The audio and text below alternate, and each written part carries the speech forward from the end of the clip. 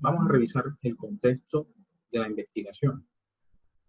Si bien es cierto que la riqueza de un país no radica exclusivamente en sus recursos naturales, ubicación geográfica, sino en la capacidad que tengan los individuos para generar valor agregado a partir de estos recursos naturales que, como sabemos, son limitados. La historia nos ha demostrado que para que una nación alcance niveles de desarrollo competitivos o sostenibles, debe apuntarle a la investigación o al desarrollo del conocimiento. Miremos uno de los casos que tenemos en la historia, el caso de China, que después de la posguerra quedó muy fragmentada, ¿sí?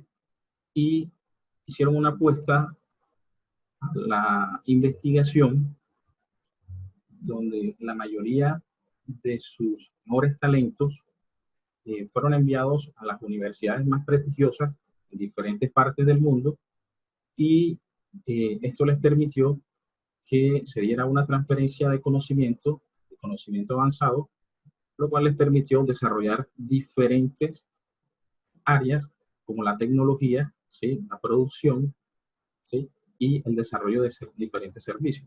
Y hoy ustedes conocen muy bien cuál es el potencial que tiene China, que es una de las potencias mundiales. También podemos revisar el caso de Israel, que bien sabemos que hace solo 72 años logró su independencia y es un territorio que tiene, digamos, es un territorio muy inhóspito, ¿sí? Sin embargo, ellos son los pioneros en el desarrollo de agricultura, toda la tecnificación y tecnología que tiene que ver con la agricultura en este momento, y además son pioneros en tecnología para el tratamiento del agua de mar para el consumo humano. Entonces, como pueden darse cuenta, son muchos los ejemplos que tenemos en la historia que nos demuestran que no solo basta tener recursos naturales, una ubicación geográfica privilegiada para que una nación, digamos, alcance polos de desarrollo significativos o avanzados o sostenibles. Es importante decir que este desarrollo es gracias al talento humano que radique en un país, como ya lo hemos mencionado. Por lo tanto, es importante que se generen mecanismos que permitan desarrollar las competencias del talento humano que está circunscrito a una nación. ¿Para qué? Para que este talento humano pueda gestionar o pueda gestar, digamos, valor agregado a estos recursos naturales, ¿sí? Existentes, que sabemos que son limitados, o si tienen alguna ubicación geográfica privilegiada. El desarrollo de la investigación normalmente, ¿sí? En la mayoría de los casos está orientado a la solución de problemas o a la satisfacción de necesidades. Esto quiere decir que el problema podemos abordarlo a partir de la identificación de una o varias necesidades. Como ya lo dijimos en los ejemplos, el investigador debe desarrollar su capacidad crítica, analítica y reflexiva. Esto significa que si un individuo que va a dedicarse a hacer algún tipo de investigación científica de algún objeto de estudio de la realidad, debe revisar inicialmente todo el contenido teórico respecto a ese tema, hacer un análisis general del mismo y hacer una reflexión, lo cual le permitirá tener las herramientas necesarias para innovar, ¿sí? Y para crear nuevo conocimiento a partir de su propia creatividad. Miren, la investigación requiere pasar de la idea a la formulación de un proyecto. Normalmente, un individuo genera diferentes ideas, ya sea de negocio, ideas de la aplicación de una nueva tecnología, ¿sí? El individuo siempre está pensando y puede generar diferentes ideas, pero si estas ideas no las lleva a un documento formal, a través del cual pueda obtener financiación, algún ente público, un ente privado, o algún organismo sin ánimo de lucro, digamos que estas ideas nunca llegan a materializarse. La mayoría de los casos, esto sucede por desconocimiento de la estructura que debe llevar un proyecto o simplemente por la propia naturaleza del individuo de simplemente dejar esas ideas allí en ese primer plano.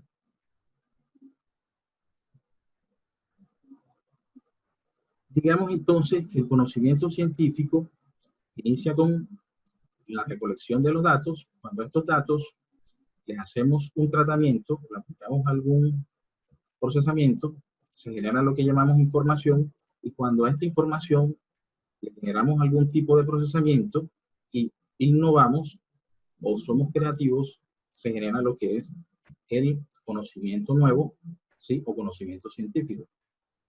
Existen dos tipos de conocimiento. Un conocimiento tácito, que es el que es adquirido a partir de la experiencia del individuo, ¿sí? En el transcurso del desarrollo de su vida, ¿sí? En diferentes campos del conocimiento.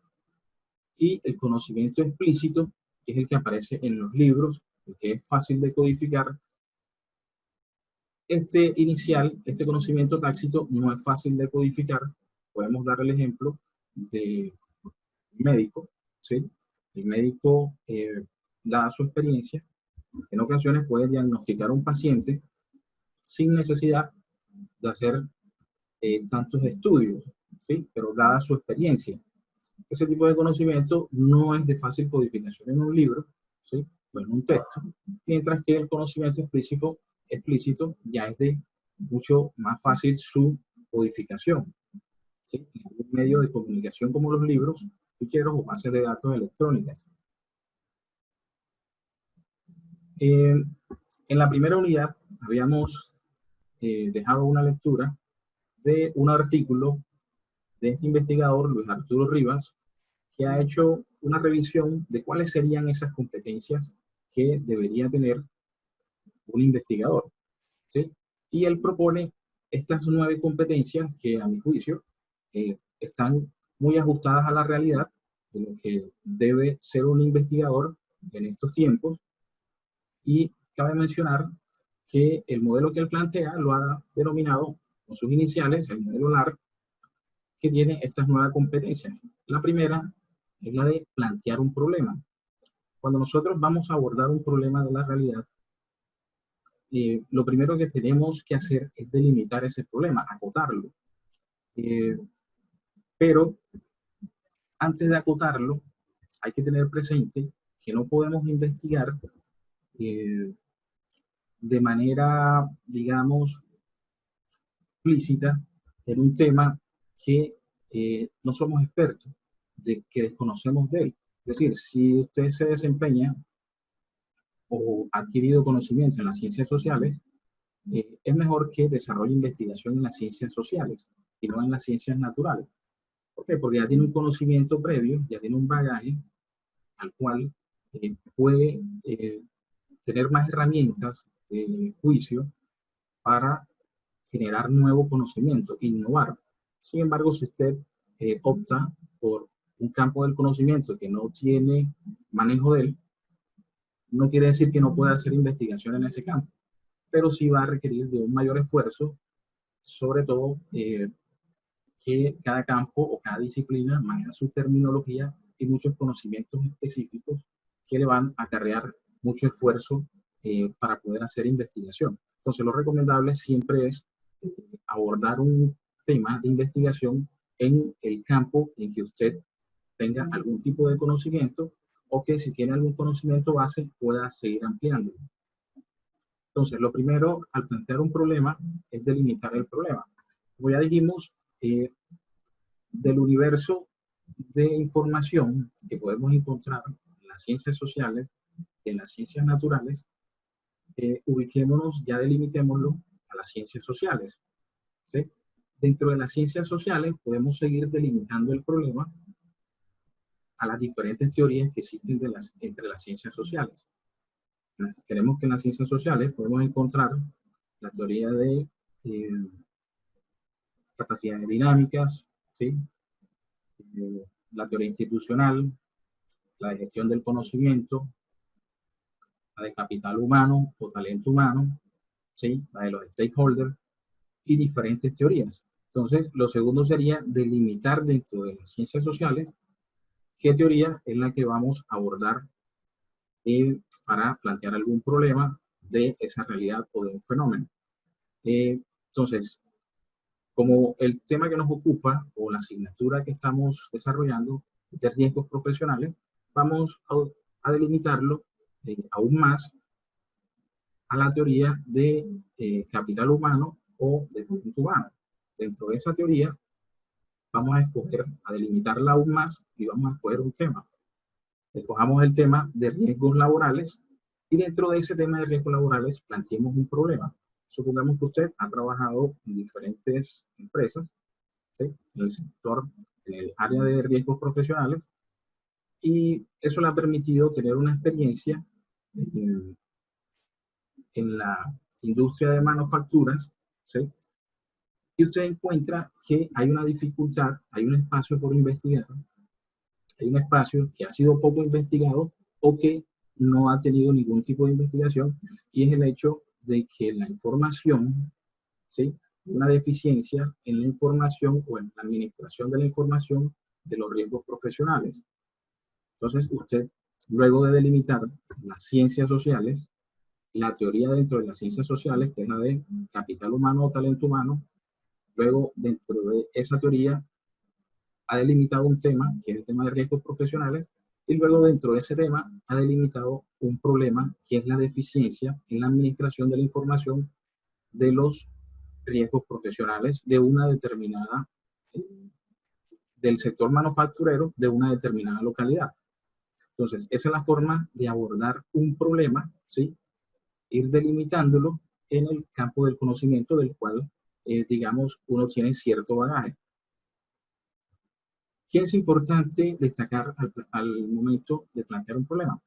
Que el problema te va a definir qué es lo que vas a hacer en esa investigación. Digamos que es una fotografía de un momento dado, de una situación en determinada ubicación geográfica, ¿sí? Entonces, ¿qué, digamos, metodología te va a permitir tener una mayor contextualización o mayores herramientas de juicio para describir este problema? Pues hay una metodología que es la del árbol de problemas, que te va a permitir desglosar este problema que ya has identificado, identificando sus causas y sus efectos, y a partir de allí puedes hacer un desglose mucho más detallado de ese planteamiento del problema. Miremos rápidamente cómo opera esta metodología del árbol del problema. Esta metodología nos dice que el tronco del árbol va a ser el problema, que esto que está aquí va a ser las causas, que son las raíces, y estas que son las ramas, las que están aquí arriba, van a ser los efectos. Sé que muchos de ustedes ya conocen la metodología por los comentarios que me han hecho en el foro de la unidad 1, por lo tanto, solo voy a ser lo más explícito posible en esto.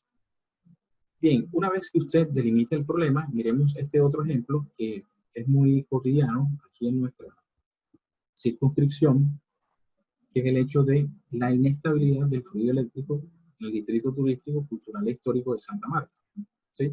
Son continuos los fallos en la distribución o el suministro del fluido eléctrico. ¿Cuáles serían las posibles causas? Una de las causas puede ser la vulnerabilidad de la infraestructura de redes. Es decir, tenemos una infraestructura muy vulnerable por el hecho de que está a la intemperie, ¿sí? ¿Qué efectos puede tener esa causa? Pues obviamente el deterioro de esa infraestructura que está al sol, ¿sí? Y a los efectos ambientales e inclusive a la intervención de cualquier individuo particular. Otra de las causas que podríamos encontrar son las conexiones ilegales. ¿Qué efecto puede tener esas conexiones ilegales? Que puede sobrecargar el sistema de alimentación, lo que al final contribuiría a la suspensión del servicio. Y así podríamos seguir identificando diferentes causas y diferentes efectos. Lo que hay que recordar es que cada causa va amarrada a un efecto, ¿sí? Cada causa principal, ¿sí? Va amarrada efecto de primer orden es, digamos, las pautas que tiene la metodología del árbol de problemas. También podemos identificar algunas causas secundarias que se originan a partir de esta causa primaria que está aquí. Es decir, esto que está aquí, ¿a qué se debe? Pues esta vulnerabilidad en infraestructura se debe a la deficiencia del sistema de protección de redes y a que tenemos una infraestructura de redes públicas.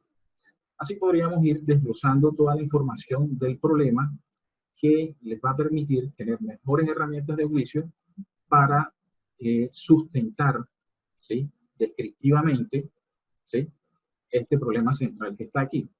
¿Qué otras ventajas ofrece este árbol de problemas? Que te va a permitir identificar cuáles pueden ser las posibles alternativas de solución y cuáles pueden ser, digamos, algunas necesidades insatisfechas que podrías resolver con algún proyecto. Podríamos inclusive decir que algunas de las alternativas de solución podrían ser utilizar como alternativa energía solar o energía eólica, o simplemente cambiar el tipo de infraestructura, ¿sí?, y operar como hacen en países como Chile o como en la Unión Europea, donde todas estas redes están de manera subterránea, lo cual evitaría su vulnerabilidad, ¿sí? Entonces, allí se podrían plantear diferentes alternativas, pero lo importante es tener todo este contexto bien desarrollado que te va a generar o te va a facilitar el desarrollo, ¿sí?, o el planteamiento de este problema que debe estar bien delimitado, como ya lo dijimos, y que es una fotografía de una situación en negativo.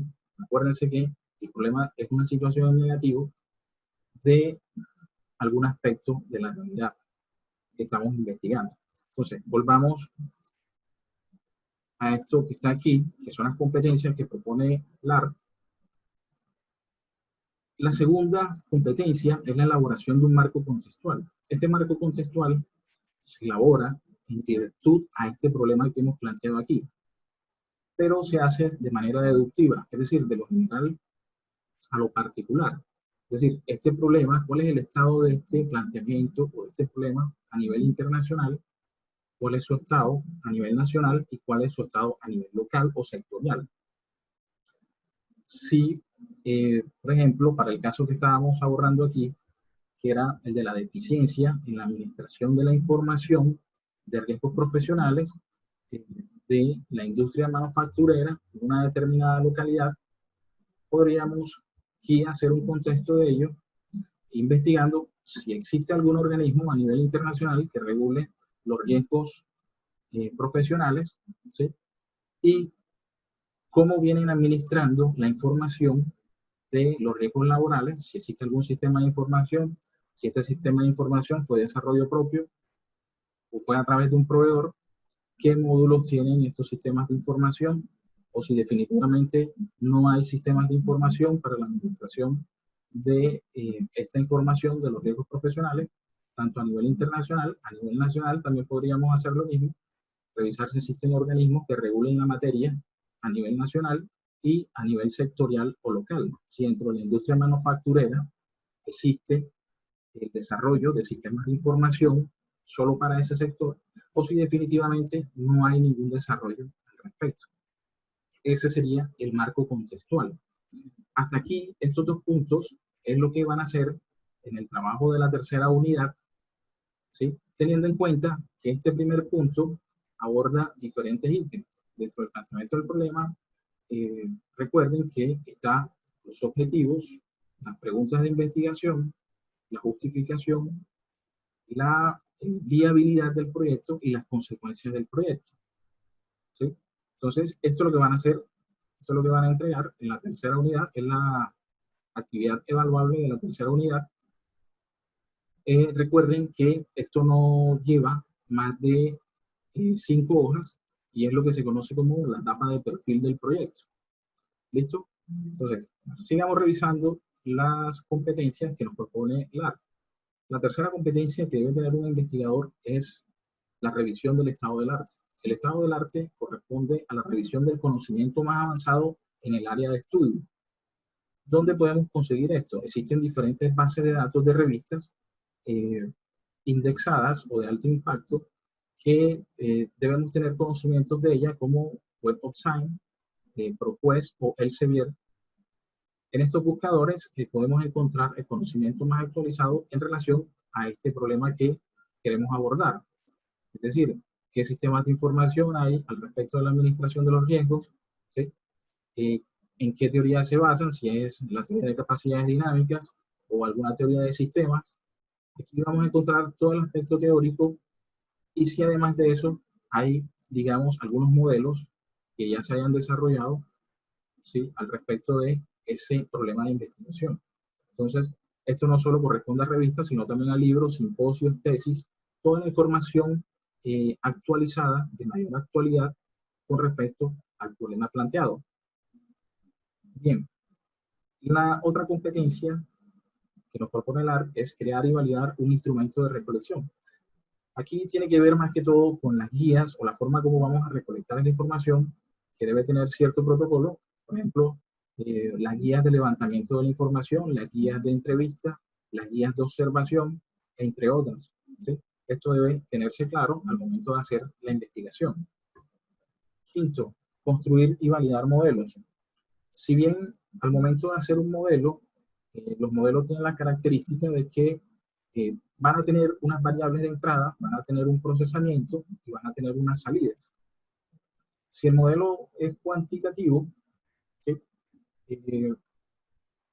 puede ser, hay que identificar si es un modelo univariable o multivariable, o si es un modelo cualitativo, identificar si se van a utilizar mapas de conceptos, analogías o gráficas. Más que todo, hace referencia al desarrollo de esa capacidad. La otra capacidad, sí, perdón, competencia, es dominar técnicas de análisis de datos. Aquí tiene que ver mucho con cuando son variables cuantitativas, ¿sí?, o investigaciones cuantitativas, la estadística descriptiva o inferencial, o las técnicas cualitativas o técnicas de simulación.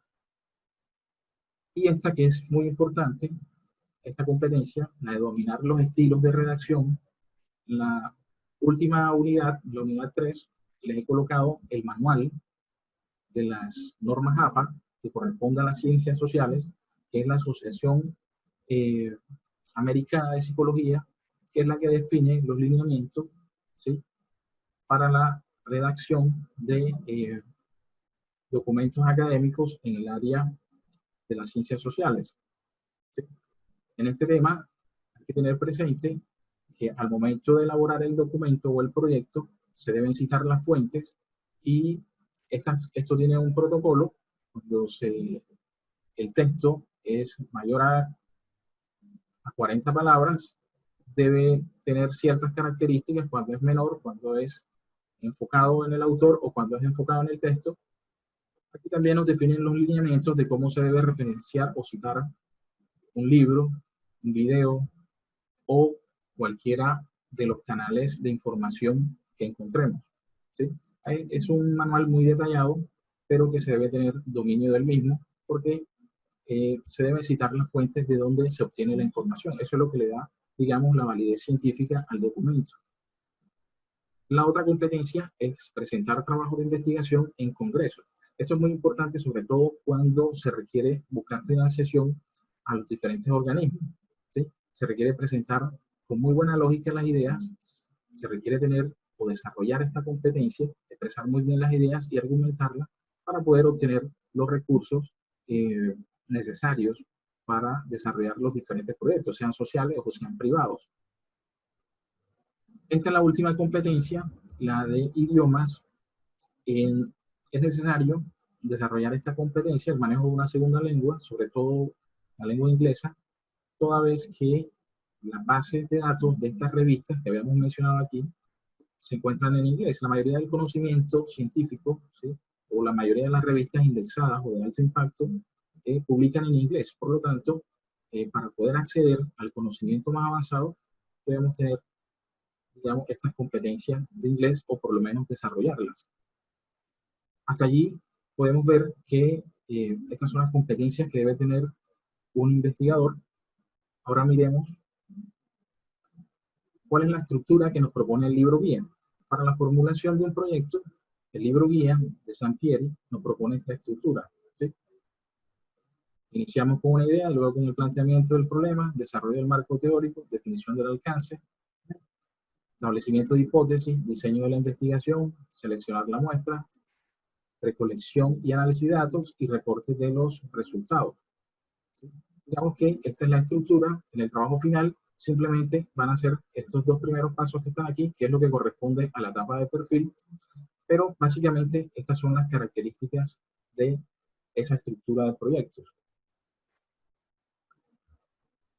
Dependiendo de la entidad u organismo a la cual se presente un proyecto de investigación, van a haber diferentes características. Sin embargo, podemos generalizar los estados, etapas y tipos de evaluación en esta tabla que está aquí. Es decir, esta va a ser siempre la estructura base para la formulación y ejecución de un proyecto. Va a haber un estado de preinversión, un estado de inversión, un estado de operación y una terminación del proyecto. En el estado de preinversión se parte de la idea, se parte de una etapa, luego se pasa a una etapa de perfil. ¿Qué tiene esta etapa de perfil? Lo que ya les dije, que es lo que van a tener que presentar en el trabajo de la unidad 3, que va a ser el planteamiento del problema, los objetivos, las preguntas de investigación, la justificación, la viabilidad y las consecuencias del proyecto. Esos son los elementos de la etapa de perfil. Esto se elabora a partir de información secundaria, es decir, información de libros, información en internet, información de diferentes fuentes, pero de tipo secundaria. En algunos casos, algunos logran hacerla a través también de fuentes de información primaria, es decir, encuestas y entrevistas, pero normalmente se hace a partir de información secundaria. Luego se pasa de esta etapa de perfil, se pasa a esta etapa de prefactibilidad, que tiene los mismos elementos de esta etapa de perfil, es decir, planteamiento del problema, objetivos, ¿sí? Preguntas de investigación, justificación, viabilidad y consecuencias de la investigación, pero con un mayor grado de desarrollo, utilizando información primaria, es decir, de encuestas telefónicas o de entrevistas y demás, y utilizando información secundaria, es decir, de revistas, libros y demás documentos.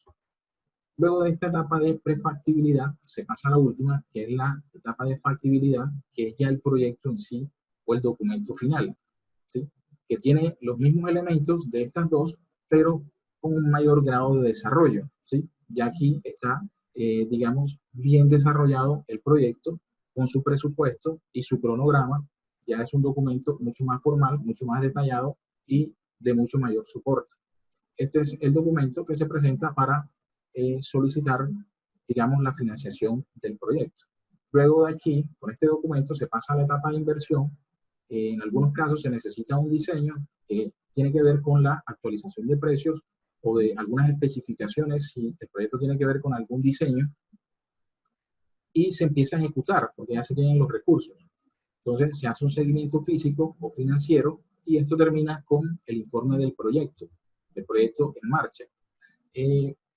Cuando el proyecto es de tipo social, ¿sí? Si es un proyecto del Estado, se pasa directamente, después de la etapa de inversión, se pasa a la última, que es la etapa de terminación, pero cuando el proyecto ya es de tipo privado, es decir, que si quieres hacer el montaje de alguna empresa manufacturera, alguna empresa de servicio, ¿sí? O la implementación de un software, esta parte de ejecución termina, si es un software, con la terminación del software o la terminación de la empresa, ¿sí?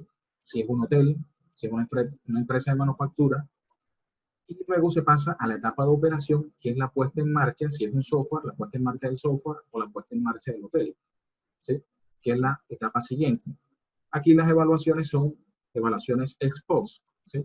Que es mirar si esta primera etapa que se hizo aquí tiene, digamos, guarda relación con los costos iniciales del proyecto. Es Es decir, cuál fue la diferencia entre lo proyectado y lo ejecutado.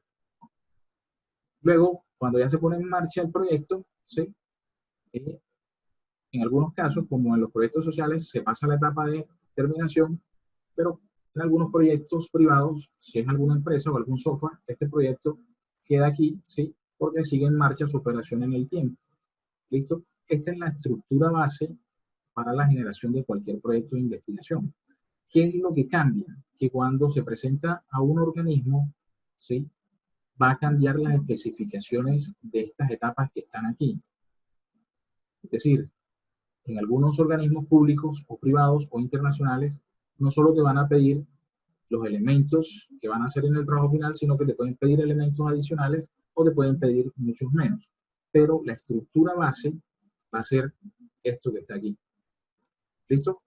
Entonces, miremos, por ejemplo, varias especificaciones que se pueden dar en esta etapa de perfil. Solamente revisando la bibliografía, encontramos, a partir de esta fuente 1, que esa etapa de perfil puede tener estos elementos: el planteamiento del problema, los objetivos, justificación, metodología y costo global estimado.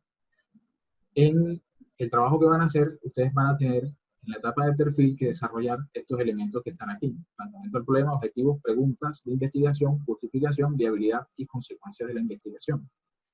Para otro autor, este es para Cerón, los elementos de la etapa de perfil deben tener una introducción, una situación sin proyecto proyectada, insatisfacciones a solucionar, presentación general del proyecto, problema central, unos objetivos y una justificación. Es decir, que las especificaciones pueden variar, pero las etapas van a ser las mismas. Lo que va a variar son las especificaciones de cada uno. Por lo tanto, lo que deben tener presente es esta estructura base, porque las especificaciones van a variar de acuerdo al organismo al cual se vaya a presentar el proyecto. Si es un organismo público o privado, van a cambiar las especificaciones, o si es una entidad internacional. Miremos con más detalle esa primera estado de preinversión, ¿sí? Como ya sabemos, tiene estas 4 etapas: una idea, perfil, prefactibilidad y factibilidad, que tiene los mismos elementos. Lo que varía es el grado de desarrollo. A medida que va descendiendo aquí, el grado de desarrollo va aumentando, ¿sí? Y se va haciendo mucho más formal hasta aquí, donde ya queda el proyecto totalmente constituido, con todas sus evaluaciones. ¿Qué lleva eso en específico? Lleva la identificación del problema, la identificación de las alternativas de solución, la selección de la alternativa de solución que se va a resolver con el proyecto, descripción de las alternativas, un análisis de los costos y beneficios y selección de la mejor alternativa.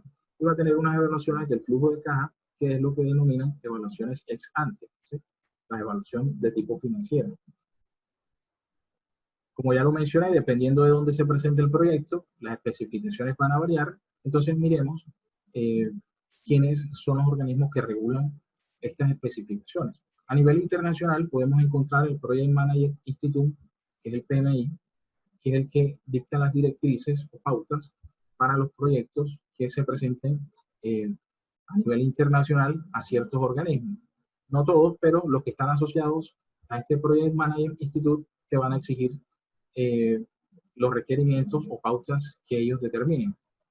A nivel nacional, encontramos que quien dicta los lineamientos para la formulación de proyectos públicos es el Departamento Nacional de Planeación, que podemos encontrar el manual en la página del DNP.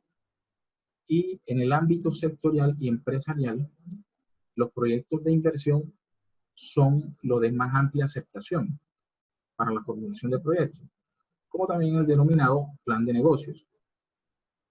Entonces, dependiendo del organismo donde se presente el proyecto, así van a ser las especificaciones del mismo. Pero la estructura base va a ser esta que está aquí. ¿Listo? Miremos entonces, ya por último, cómo es la elaboración del título de ese proyecto de investigación. Para la elaboración del título se deben tener presente que debe responder a las siguientes preguntas: el qué, es decir, el proceso; el sobre qué, el sujeto, el dónde, la ubicación, el cómo, a través de qué técnica, y el cuándo es la época en que se va a realizar. No debe responder a todas las preguntas, pero si un título responde por lo menos a estas preguntas, es un título que, digamos, tiene un mayor grado de elaboración. Miremos un ejemplo. Este ejemplo, digamos que el título dice Análisis del sistema de transporte rural en el nororiente peruano. Responde al qué es lo que se va a hacer, que es un análisis, el sobre qué, que es el sistema de transporte, sobre qué se va a hacer el análisis, y dónde se va a hacer, que es el oriente. Aquí solamente se le da respuesta a 3 de las 5 preguntas, pero yo les recomendaría que siempre trataran de darle respuesta a las 5 preguntas al momento de elaborar el título, porque da mayor información sobre qué es lo que se está investigando. ¿Listo? Creo que hasta allí no se me escapa nada, simplemente definirles, por último, lo que es la investigación científica. ¿Sí? La investigación científica es la búsqueda sistemática de nuevo conocimiento. ¿Orientada a qué? A la solución de problemas o a la satisfacción de necesidades, teniendo en cuenta que ese conocimiento nuevo puede ser comprobado o evidenciado. La investigación científica, a través de este proceso de investigación científica, es que se obtiene conocimiento científico. ¿Cuáles son los elementos de esta investigación científica? Que la investigación científica es sistemática, es decir, es constante, tiene unos procedimientos, unas reglas, unas técnicas que se siguen rigurosamente para obtener este nuevo conocimiento. Es empírica porque este conocimiento que se obtiene es susceptible de verificación a través de la recolección de datos y análisis de los mismos. Por eso se dice que es empírica. Y es crítica porque este conocimiento, digamos que se evalúa y se mejora constantemente. Existen unos paradigmas que limitan el desarrollo de la investigación.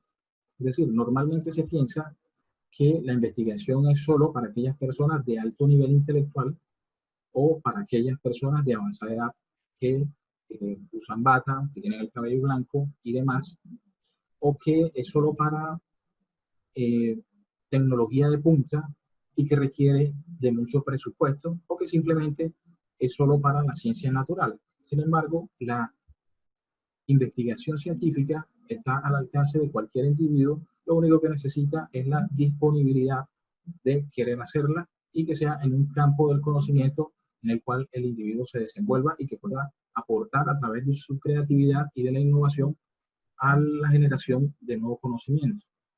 Entonces, digamos que ahí están las pautas generales de este primer, digamos, curso de técnicas de investigación. Como verán en la tabla que les he dejado, el tema es bastante amplio, ¿sí? Sin embargo, nosotros solo en este módulo llegaremos hasta aquí, ¿sí? Pero no alcanzaremos a desarrollar estos dos últimos, pero como tienen los mismos elementos, solamente que con un mayor grado de profundidad abordaremos esta etapa de perfil para que ustedes más adelante, en otros cursos de técnicas de investigación, puedan ir desarrollando el proyecto con mayor profundidad en estas dos fases. Por último, quiero decirles que esta etapa de perfil, que va a ser el entregable de la unidad 3, deben abordarla teniendo en cuenta lo siguiente. Deben remitirse al archivo que está en esta unidad 3, el archivo donde aparecen las brechas transversales de la agenda de competitividad del departamento. En este archivo podrán encontrar estos diferentes temas, ¿sí? Como la poca generación e importación de bienes creativos, la baja complejidad del aparato productivo, alta informalidad laboral. ¿Sí? Van a encontrar diferentes temas por componentes. Ustedes van a escoger uno de esos temas, van a hacer algún tipo de indagación en Internet a partir de información secundaria y van a plantear un problema y van a hacer el perfil para la generación de un proyecto de ese problema. Eso es lo que van a entregar en no más de 5 hojas para la finalización de este curso. Entonces, sin más, espero que este tutorial sea de su ayuda y me despido.